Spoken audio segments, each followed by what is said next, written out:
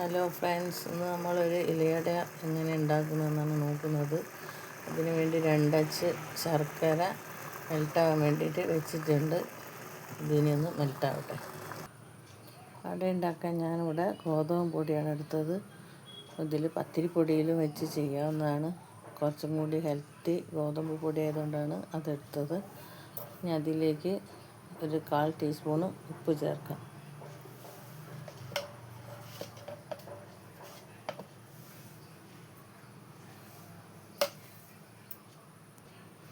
ഇതിലേക്ക് 1 സ്പൂണ് വെളിച്ചെണ്ണ ഒഴിക്കാം.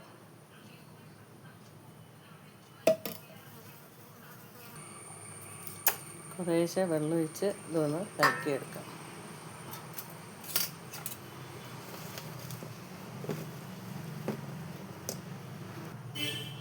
നമ്മളെ ബാറ്റർ ഇവിടെ റെഡി ആയിട്ടുണ്ട്. ഒരു പാൻ അടുപ്പത്തേക്ക് വെച്ച് ശർക്കര പാനിലേക്ക് വയ്ക്കുകയാണ്. അതിലേക്ക് 1 സ്പൂണ് നെയ്യ് ഇടും.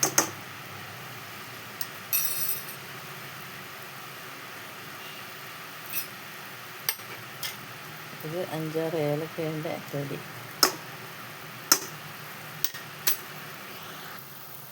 ഒരു 1/4 ടീസ്പൂണ് ചെറിയ ജീരകം, ഒരു 1/4 ടീസ്പൂണ് ചുക്ക് പൊടി. ഇതിലേക്ക് 2 ചെറിയ നേന്ത്രപ്പഴം ചെറിയ പീസാക്കി മുറിച്ചത്,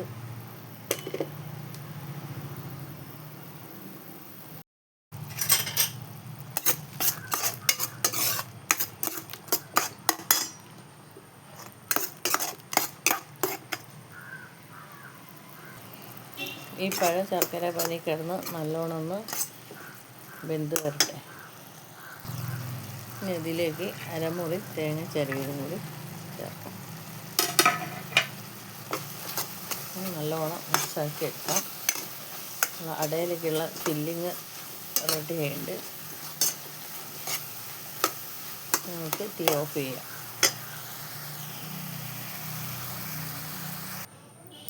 പരത്തി വെച്ച ഗോതമ്പ് മാവിലേക്ക് നമുക്ക് ഓരോരോ സ്പൂണ് ഫില്ലിങ് വെച്ച് മടക്കിയെടുത്ത് ആവിയിൽ വേവിച്ചെടുക്കാം. അങ്ങനെ നമ്മളെ സ്വാദിഷ്ടമായ അട റെഡി ആയിട്ടുണ്ട്. ഇത് ചൂടാറിയിട്ട് നമുക്ക് തുറന്ന് നോക്കാം. ഇത് നല്ല ചൂടാണ്.